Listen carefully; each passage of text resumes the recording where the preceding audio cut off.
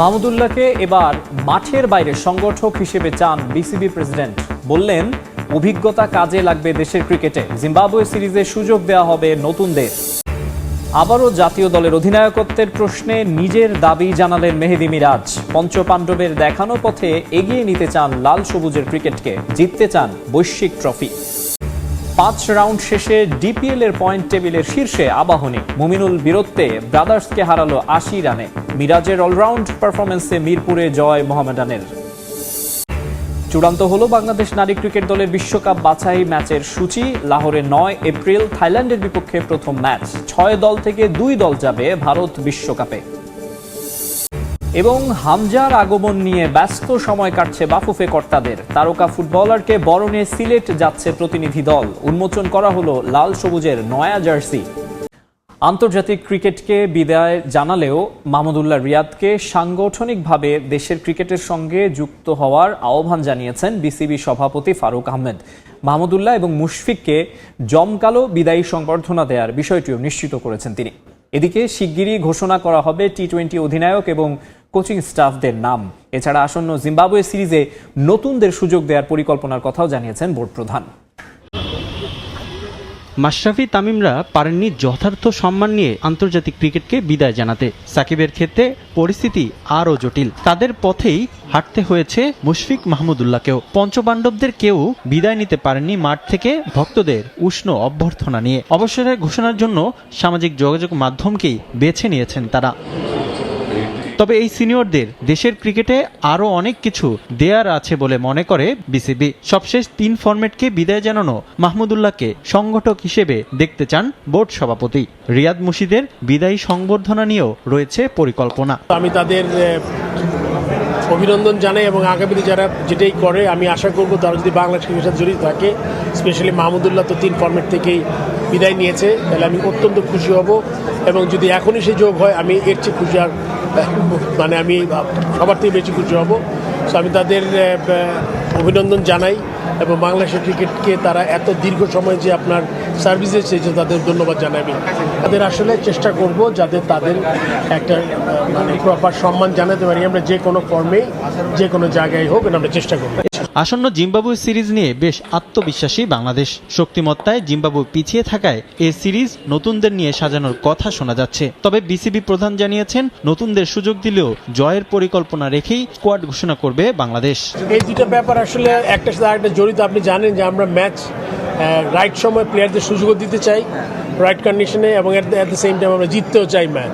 তো এটা একটা কম্বিনেশন করতে হয়। সো আমরা শুধুমাত্র নতুনদের চান্স দিব কোনো মানে আমরা চাই তো ম্যাচটা কম্পিটিটিভ হোক, জিততে চাই। সো দুটো মিলে আমরা চেষ্টা করব একটা কম্বিনেশন করে একটা টিম নামানো। এদিকে পিসিএল এ ডাক পাওয়া কোনো ক্রিকেটার এখনো এনওসি চায়নি বলে জানিয়েছেন ফারুক আহমেদ। তারা অ্যাপ্লাই করে তখনই বলতে পারবে। সিনিয়ররা জাতীয় দলকে যে স্থানে রেখে যাচ্ছেন সেখান থেকে পরবর্তী স্তরে নিয়ে যেতে চায় বর্তমান প্রজন্ম। পঞ্চপাণ্ডবদের হাতে কোনো শিরোপা না আসলেও এবার ট্রফিতে চোখ রাখছেন টাইগাররা, এমনটা জানিয়েছেন অলরাউন্ডার মেহেদী হাসান মিরাজ। বোর্ড আস্থা রাখলে দায়িত্ব নিতে চান অধিনায়কত্বের। মুশফিক রিয়াদরা মাঠ থেকে বিদায় না নেয়ার আক্ষেপ থাকলেও তাদের সিদ্ধান্তকে সম্মান জানিয়েছেন মিরাজ।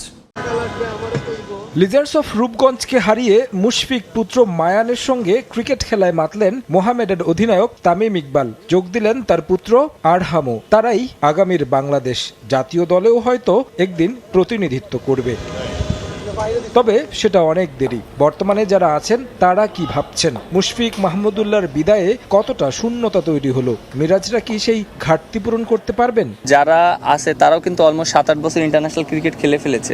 সবাইকে আপনি বলতে পারবেন না যে নতুন ইন্টারন্যাশনালের সাথে যুক্ত হয়েছে। সো যারা আছে 2-3 বছর খেলেছে তাদেরকে নিয়ে, এবং যারা 8-9 বছর খেলেছে তাদের সাথে একটা কম্বিনেশন সেট আপ করে তারপরে আগাতে হবে। আমার কাছে মনে হয় যথেষ্ট এক্সপিরিয়েন্স হয়েছে আমরা যারা ইন্টারন্যাশনালের সাথে খেলেছি অনেক বছর। সো এখন জাস্ট আমরা সবাই যার যার ইন্টারন্যাশনালের যে এক্সপিরিয়েন্সটা কাজে হয়েছে তারপর ডেলিভারি দেওয়াটা খুব ইম্পর্টেন্ট। বর্তমান প্রজন্মকেই ধরতে হবে হাল। সময় চাইলেন মিরাজ। সিনিয়ররা যেখানে রেখে গেছেন সেখান থেকে সামনে নিয়ে যেতে চান, তবে তার জন্য দীর্ঘমেয়াদী পরিকল্পনাও চাইলেন। ভবিষ্যতের কথা বিবেচনা করে বিসিবিও অধিনায়কত্ব নিয়ে ভাবছে নতুন করে। সুযোগ আসলে দায়িত্ব নিতে চান মিরাজ। তাদের যে রোলটা ছিল তারা বাংলাদেশটাকে একটা স্টেপে নিয়ে এসেছে। সো আমাদের কাজ থাকবে আমাদের এখান থেকে একটা স্টেপে নিয়ে যাওয়া। সো আমরা কিন্তু এখনও একটাও ট্রফি জিততে পারিনি। সো আমাদের টার্গেট থাকবে যে কোনো বড় টুর্নামেন্টের জন্য আমরা একটা ট্রফি জিততে পারি। ওয়ার্ল্ড কাপের আগে হয়তো আমাদের যতগুলো ওডিআই আছে একটা প্লেয়ারকে সুযোগ দিতে হবে, তাকে ভালো মতন ইউটিলাইজ করতে হবে এবং আমাদের প্রিপারেশনটা লং টাইম ধরে নিতে হবে। খারাপ সময় বাংলাদেশকে অনেক ম্যাচ জিতিয়েছেন, আমরা দেখেছি, আমি নিজেও তার সাথে ব্যাটিং করেছি, এনজয় করেছি। অবশ্যই এরকম একজন প্লেয়ারকে বাংলাদেশ সবাই মিস করবে। প্রত্যেকটা প্লেয়ার কিভাবে নিবে এটা সম্পূর্ণ একটা প্লেয়ার সেই ভালো জানে। আর জিনিসটা হ্যাঁ, লিজেন্ড প্লেয়াররা মাঠ থেকে নিলে অবশ্যই এই জিনিসটা ভালো হয়।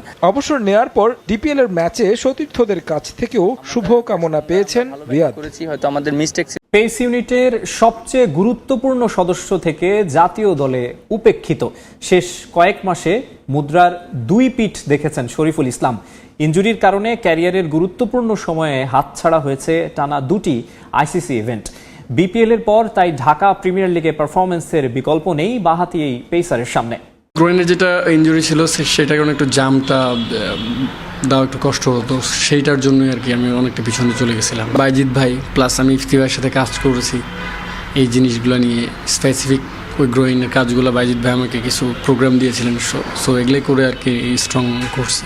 যদিও ছন্দ পেতে দেরি হয়ে যায় শরীফুলের, তাতে টানা দ্বিতীয় আইসিসি ইভেন্টে দর্শকের ভূমিকায় 23 বছর বয়সী ক্রিকেটার বাদ পড়ার খবর পেয়েছেন শেষ দিকে। হতাশা আছে এই টুর্নামেন্টে বাংলাদেশের পারফরমেন্স নিয়েও। আগের রাতে হান্নান স্যার আমাকে কল দিয়ে বলেছিল যে তুমি যাচ্ছ না, যদি আমরা আগে বোলিং করতাম হয়তো বা দু একটা ম্যাচ কিছু একটা হয়ে যেত। পুরনো রূপে ফিরতে শরীফুল এখন নতুন ঠিকানায়। ডিপিএল এ খেলবেন শক্তিশালী লেজেন্ডস অব রূপগঞ্জের হয়ে।